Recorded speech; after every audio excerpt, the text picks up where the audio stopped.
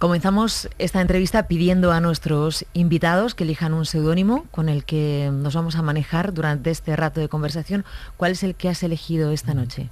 Hola, yo he elegido el que uso habitualmente también en mis mensajes, que es la garra negra. La garra negra. Tendríamos que empezar entonces diciendo buenas noches, la garra negra. Buenas noches, Mara. ¿Por qué la garra negra? Pues la garra negra viene de una coña de la época del Colegio Mayor con un amigo mío que se llama Rafa, y que alguna vez pues mandábamos algún mensaje anónimo por debajo de alguna puerta cuando queríamos dar algún mensajito a alguien y lo firmábamos la garra negra.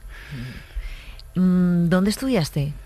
Yo estudié la carrera en Santiago de Compostela. ¿Eres de allí, de Santiago? No, nací en La Coruña, aunque yo realmente nunca llegué a vivir en La Coruña. Mis padres sí vivieron allí, pero yo entonces vivía en un pueblecito aquí cerca de Madrid que se llama Cienpozuelos.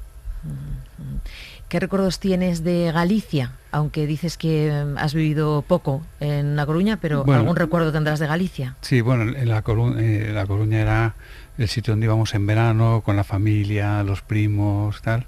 Y yo estuve viviendo aquí hasta los 14 años. Luego ya nos fuimos a Ferrol. O sea, ya desde entonces ya viví en Ferrol, menos la época de parte de mi carrera que estuve aquí 4 años también, en Madrid. O sea, que prácticamente tu vida se ha desarrollado en Galicia. Sí. Si pensamos en algún lugar de tu infancia, has hablado de Cienpozuelos, pero también de los veranos gallegos, ¿cuál sería ese lugar de tu infancia? De la infancia yo creo que es Santa Cruz, que es un pueblo de cerca de La Coruña, que donde veranábamos con más familia. Y bueno, recuerdo mucho pues esa zona, los primos, pues cuando salías por ahí a ver bichos, animales, a la playa, etcétera, ¿no? La garra negra, ¿cuántos hermanos tienes? Somos 7, 5 varones y 2 mujeres. Y yo soy el mayor. ¿Recuerdas una casa bulliciosa? Sí, siempre. Y ahora más, con los hijos, mis padres ahora tienen pues muchos nietos, pues cada vez que nos juntamos somos muchos en familia, en las ocasiones especiales y cuando cuadra, que muchas veces sin ningún motivo en especial, pues nos juntamos. Si, por ejemplo, cierras los ojos e intentas recordar un olor que tenga que ver con tu familia, o con esa casa, o con ese pueblo, ¿cuál te viene a la cabeza? Yo soy un poco maniático con el tema de los olores. De hecho, yo hacía una ficha de los olores de los libros que leía. Y yo leía mucho y a mí el olor que me viene siempre, en mi casa había muchos libros, es el olor de los libros. ¿Y a qué huelen los libros? Pues depende, unos huelen más a madera, otros huelen más un poco a rancio, otros huelen un poco como a plástico. Entonces yo en las fichas que hacía de los libros que leía, pues apuntaba también el olor de cada uno. Imagino que lo de leer en digital... Ahora leo en digital. Que no huele a nada, ¿no? Pierde muchas cosas, gana mucho en practicidad, pero pierde muchas cosas. Pierde magia. La garra negra. Hay un tuit que has retuiteado estos días de atrás. Yo he estado investigando un poco quién eras. Y es de Dani Rovira. Después lo he retuiteado yo también. Que él escribe, quizá la vida sea esto. Y aparece un perro y un niño. Sí, chapoteando. Sí. Vale, ¿por qué has retuiteado ese vídeo? Pues me gustó eso precisamente por lo que decíamos antes también de la infancia, ¿no? Esa etapa en la que estás despreocupado de todo, que vives tranquilo, que no tienes problemas, no miras segundas dobleces, simplemente disfrutas de cada momento, ¿no? Y eso que lo tenemos en la infancia y luego lo vamos perdiendo desgraciadamente, pues es algo que siempre aspiras a recuperar, ¿no? La sencillez, sí. ¿Cuánto hace que no metes los pies en un charco sin llevar botas catiuscas? Pues no lo sé, mucho. Qué sensación esa, ¿no? Sí. De poder mancharte, de meterte... Luego te ganarías a lo mejor una pequeña bronca, pero... Vamos a ir a tu etapa de universidad. Justamente hemos empezado así esta entrevista, porque la garra negra tiene que ver con ese momento. Estudias en Santiago de Compostela. Sí. ¿Eliges qué carrera? Medicina. Mi padre es médico, es internista, y bueno, yo creo que eso evidentemente influyó en mi decisión, porque yo desde niño quise ser médico siempre. Nunca me planteé ser otra cosa. De hecho, no entré a la nota, no me dio al principio. Para entrar a medicina hice un año de otra carrera para luego poder pasar a medicina. ¿Qué te atraía de la medicina? Pues el paciente, ¿no? El poder ayudar a las personas, el poder en resolver pues una enfermedad que tenga, un síntoma que tenga un paciente, el poder ayudarle a que tenga una mejor calidad de vida, de una mejor supervivencia, etcétera, etcétera, ¿no? Eso es lo que te atraía ya desde el principio, antes Bueno, incluso de ejercerlo, porque ahora, claro, y ahora ya antes lo veía dices así. como sanar los síntomas, ¿no? Quitar el dolor, cuidar un catarro, pues ese tipo de cosas que veías de niño, ¿no? Vamos a ir al pan, Uh-huh. porque sé que es otra de tus aficiones. Uh-huh. Digo otra, Sí. no entendiendo la medicina como afición, sino porque veo que has traído un instrumento La requinta. Una requinta, ahora Sí, vas a explicar sí. qué es, pero vamos a ir primero al pan. Sí. Tú haces pan. Yo hago pan de vez en cuando en casa, sí. Es una afición, bueno, a mí me parece que es una afición bonita. Me resistí a entrar en ella, tengo que decirlo, porque esto viene de un amigo mío que se llama Eloy, que es ginecólogo y él es muy cocinillas y hace pan desde hace mucho. Y siempre me decía, Martín, tienes que animarte a hacer pan. Y yo no acababa de verlo porque vas a la panadería de abajo y tienes buen pan por un precio económico, ¿no? Pero un día que estábamos con otros amigos, pues empezó a contar el proceso de hacer una bolla de pan, una barra, tal. Y luego cuando acabó diciendo, y esto cuando sale del horno es como cuando coges a un niño que sale recién nacido y tal. Y dije, me lo ya más convencido. Mañana mismo empiezo a hacer mi masa madre y empezamos a hacer pan. ¿Y qué? Y empecé y la verdad es que es algo bonito. Porque haces un pan un poco diferente al que comes, al que compras normalmente en las panaderías. Un pan que tiene otro sabor, un sabor un poco diferente porque lo haces con la masa madre y da un poco más ácido, un poco más de lo que se hacía antes, ¿no? Gusta más o gusta menos, eso también hay que decirlo, a gente que le gusta menos ese sabor un poco más ácido que tiene el pan que haces en casa con la masa madre, pero es un pan que a mí me retrata también a la infancia, ¿no? Es ese sabor del pan de antes, de no ahora el pan de gasolinera que se llama muchas veces, ¿no? Aunque hay sitios que hacen buen pan, muy sí, buen sí. pan.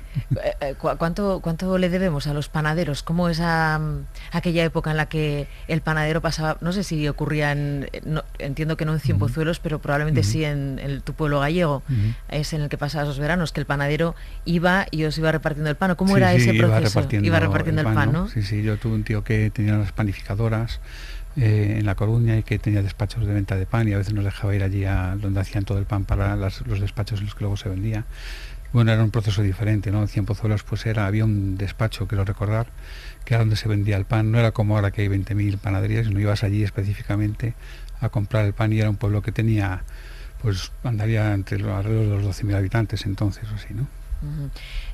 ¿Qué le debemos, como decía entonces, al panadero? El pan es, sin pan no se come, sin pan no se vive. Yo Parece desde luego que si no sin pan el... no como y a veces solo comes pan, ¿no? Y hubo una época en la posguerra pues que el pan era fundamental en la alimentación, ¿no? de todo el mundo, de mucha gente, ¿no? Y que a veces comían pan acompañado de algo, ¿no? ¿El proceso de hacer pan te ayuda en tu profesión, en el ejercicio de la medicina? A mí el proceso de hacer pan me relaja, igual que el cocinar, que también me gusta cocinar. A mí lo que más me produce es el momento de relajar mientras lo estás haciendo, mientras lo amasas, mientras ves cómo fermenta la masa, cómo sube. Cuando juegas con los tiempos, pues voy a comer a casa de alguien y quieres llevar algún pan, pues cómo vas a hacer para hacer ese pan, si a lo mejor el día anterior tienes otra cosa o tal, cómo lo planificas y luego mientras estás esperando, porque yo me paso el tiempo, gran parte del tiempo, mirando cómo se está haciendo el pan allí al lado del horno, ¿no? Como acompañando al pan para esperar el momento de sacarlo, ¿no? Decíamos que el pan era una de tus aficiones, que habías traído un instrumento y con él vamos a volver a la época de universidad. Cuéntanos qué es. Bueno, y descríbelo para los oyentes que no... Sí, la requinta es un instrumento, es una flauta travesera de madera que generalmente es de boj, de buxo, que se dice en gallego. Igual que las gaitas más tradicionales y tal también están hechas en buxo, aunque ahora hay más materiales más duros y más resistentes. Y es una flauta de la zona fundamentalmente, aunque está más extendida ya en toda Galicia, pero que se originó por la zona de Lulla y que generalmente se usaba para acompañar a los gaiteiros. Como suena mucho menos que una gaita, pues tocaba en una octava diferente, normalmente más aguda, y entonces se hacía notar un poco más, ¿no? Pero bueno, es un instrumento pues un poco peculiar de esa zona y que bueno, tiene un sonido bonito si eres capaz de sacárselo, cosa que a mí me cuesta bastante. ¿Quieres intentarlo? Va, vamos a intentarlo. ¿Intentamos? Sí. Hace mucho que no toco, ¿eh? ¿Cuánto hace que no tocas? Años.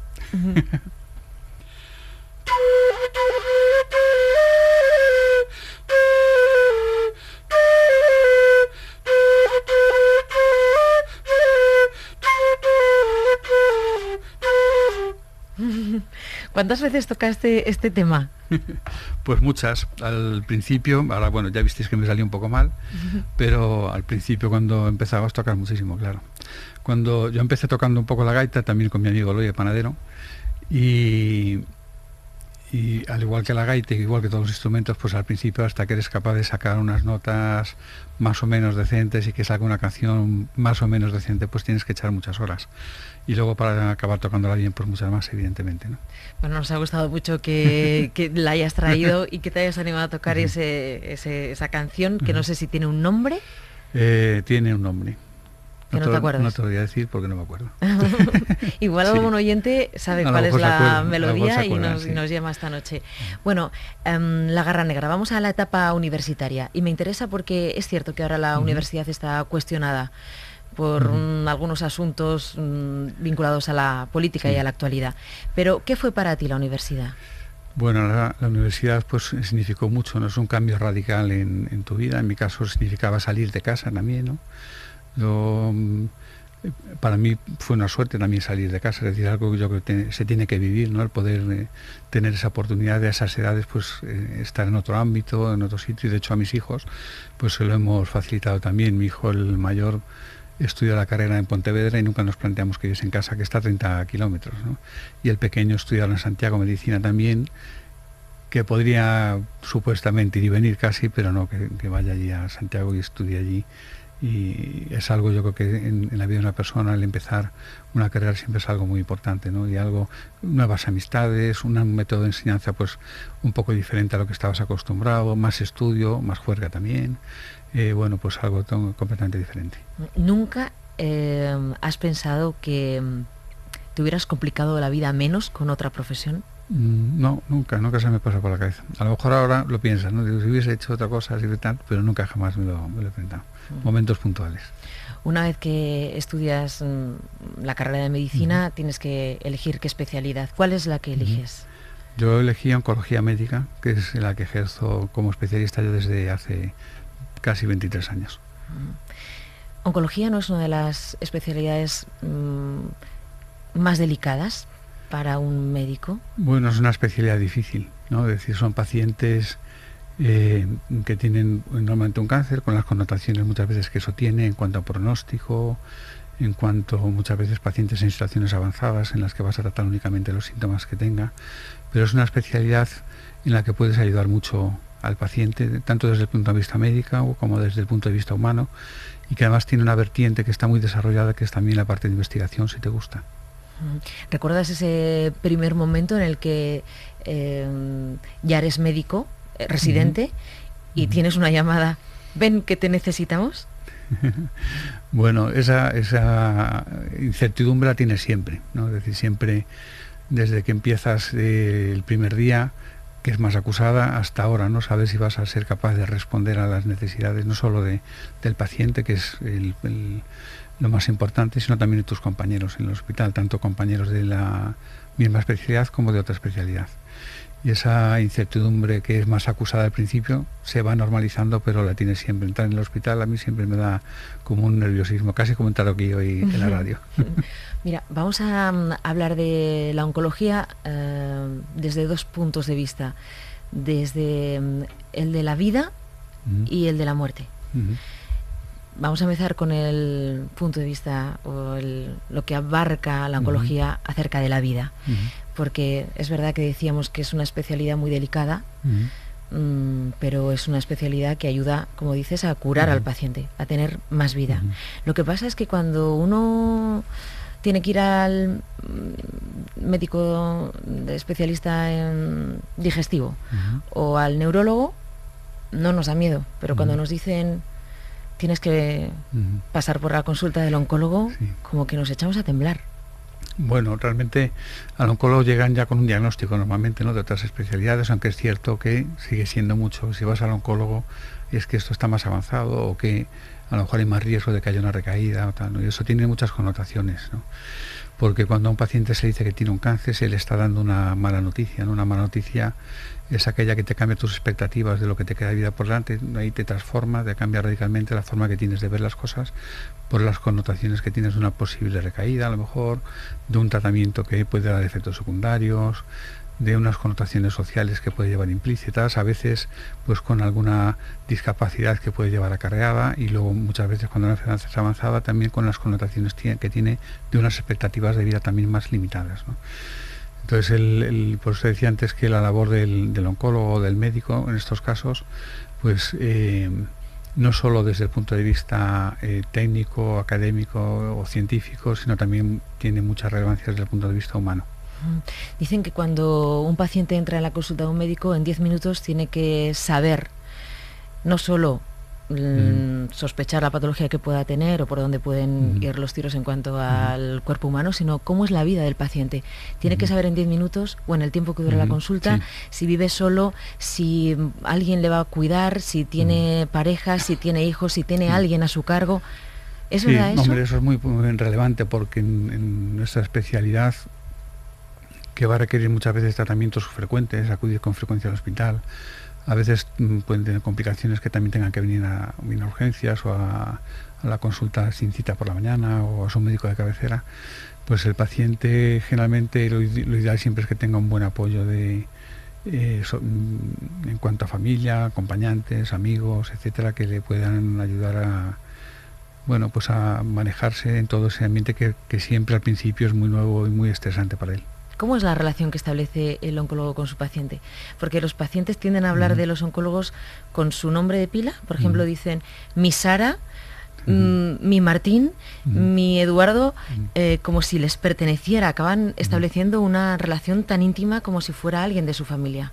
Sí, porque son pacientes, ya te decía, con las connotaciones que puede tener la enfermedad, pero además los vas a ver muchas veces, ¿no? Entonces, de tantas veces que los ves, pues acabas conociendo un poco cómo son, incluso pues aficiones o tal, porque a veces derivas la conversación por otro lado, y al revés, ellos de ti también, ¿no? Entonces, de tantas veces que nos vemos, pues acabas desarrollando una relación un poquito especial, ¿no? Yo cuando estaba en el hospital anterior, ahora hemos cambiado a uno más nuevo, iba siempre a llamar al paciente por su nombre a la sala de espera. Entonces ya solo por eso te acuerdas más también del paciente, le agradece que lo acompañes luego hasta la consulta. Ahora con esto de la protección de datos no puedes ir a llamarle por su nombre, tienes que llamar con un numerito desde la consulta, y es un poquito más fría esa sensación, ¿no? Pero sí que acabas manteniendo una relación pues bastante estrecha con muchos pacientes. Se habla también de esa doble vida que tienen los médicos, la vida que tienen con su familia, con su gente cercana y con su entorno más íntimo, y la vida que tienen como médicos, esas relaciones que se establecen con la gente que tratan. Sí, bueno, es muy diferente, evidentemente. Intenta siempre, cuando sales de una consulta, cuando llegas a casa, intentar desconectar, ¿no? De muchas cosas. Eso es imposible, porque estás acordándote muchas veces de qué vas a hacer ahora con Pedro, qué vas a hacer con Manolo, o tal, y eso es inevitable, pero desde luego el llegar a casa, esos problemas algunos te los lleva implícito que muchas veces pues tienes que estudiar cosas también, ¿no? Pero para mí la familia es fundamental como apoyo para todos estos problemas. ¿Cómo se da una buena noticia? Esa sensación que a uno le debe de embriagar cuando sabe que le va a decir a la persona que tiene delante, ya no tienes que volver, estás curado. Bueno, eso siempre son grandes noticias, ¿no? Esas son fáciles de dar, ¿no? Y que te llenan de satisfacción. ¿Qué hacen ellos? ¿Qué hacen ellos? Bueno, sonríen muchas veces. A veces cuando llevas mucho tiempo pues viéndolos, a lo mejor cuando eras de alta 5 años después, o tal, y ya no me va a ver más, o ya no va tal, ¿no? O dice, bueno, pues a ver si nos vemos por la calle y nos tomamos un café, o tal, en vez de vernos aquí, mucho mejor, ¿no? Pero sí, ellos muchas veces pues son muy dependientes se hacen muy dependientes de las visitas a oncología. Uno, a ver, esta pregunta, a ver cómo la hago y cómo la entendemos, pero uno se siente un poco Dios. No, yo por lo menos nunca, jamás me he sentido así. No sé si alguno en concreto se ha sentido de esa manera en algún momento en función de otras cosas, desde ámbito también académico, tal, no sé, que yo desde luego jamás me he sentido así. No dices, pues tu vida está en mis manos, no. No, al revés, yo me da la sensación muchas veces que sé menos cuando viene a la gente que estudia mal, la gente joven, que está aprendiendo todo lo nuevo y dice, pues yo eso no lo sabía, o yo eso tal, ¿no? Pues es al revés. ¿Y cómo se da una mala noticia? Pues una mala noticia, mira, te voy a decir una respuesta que me dio una vez mi hijo. Yo estaba preparando una charla precisamente sobre el tema de cómo dar malas noticias en medicina, que se le iba a dar a otra especialidad. Y mi hijo Guillermo fue por allí y me dijo, ¿de qué vas a hablar? Pues no se tendría entonces 7, 8 años él. Y le dijo, pues mira, voy a hablar de esto, voy a hablar de tal. Le dije, ¿tú cómo harías para dar una mala noticia a una persona que tiene una enfermedad grave? Y me dice, me mira a los ojos y me dice, con mucho cuidado. Y efectivamente, con mucho cuidado, no tienes que ver, pues, cómo es el paciente. Eso es muy difícil verlo porque muchas veces das la noticia al principio en la primera consulta que tiene, ¿no? Es importante ver lo que él ya conoce de la enfermedad, por eso siempre se le pregunta, pues, qué es lo que sabe de la enfermedad. Nunca culpabilizar de nada ni al paciente ni acompañantes, ¿no? A veces viene con la sensación de culpa, por ejemplo, si ha fumado y tiene un cáncer de pulmón o tal. Eso evidentemente la culpa no es porque él haya fumado, ¿no? Tienes que ver también sus valores y religioso, ¿no? Pues depende de muchas cosas, pues ver cómo vas enfocándolo. Yo siempre les pregunto un poco qué es lo que ellos han entendido, porque a veces vienen sin saber todo o sabiendo menos de lo que a lo mejor deberían saber en ese momento. Y ellos ya te dicen un poco qué han entendido de su relación con el médico anterior, que nos remite a la consulta a esa persona. Y porque muchas veces lo que nosotros decimos, la gran mayoría de lo que decimos por vía oral no es lo que ellos captan después, ¿no? Sino captan gestos, captan cómo dices las cosas, cómo reacciona la familia que tiene al lado. Y ese porcentaje, y hay gente incluso que dice que puede ser hasta el 70-80% de la comunicación de las malas noticias, ¿no? Es decir, cómo responde la familia ante determinadas preguntas que hace delante de ellos, o cuando te la hace a ti al médico, también cómo respondes tú esa respuesta. Nos damos cuenta siempre de cómo es eso, ¿no? Desde hace muchos años ya hay una campaña de concienciación con respecto al ciudadano y al paciente y el cáncer, intentando desvincular cáncer de muerte y vincularlo a otras ideas como vida, lo que uno aprende de la enfermedad, porque es verdad que uno aprende en la enfermedad, ¿no? ¿Qué aprende?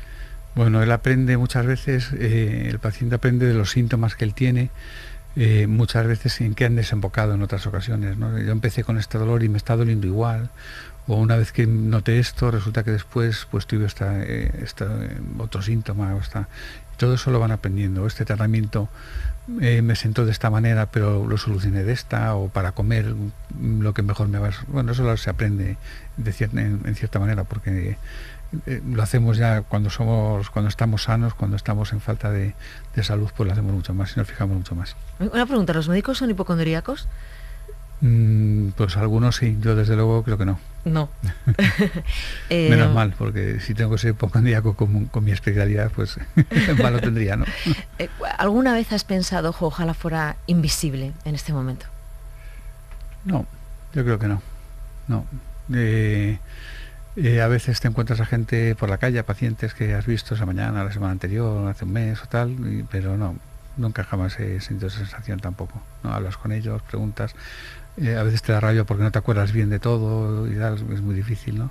Pero no, nunca jamás he tenido esa sensación. ¿Dirías que el cáncer es una enfermedad crónica?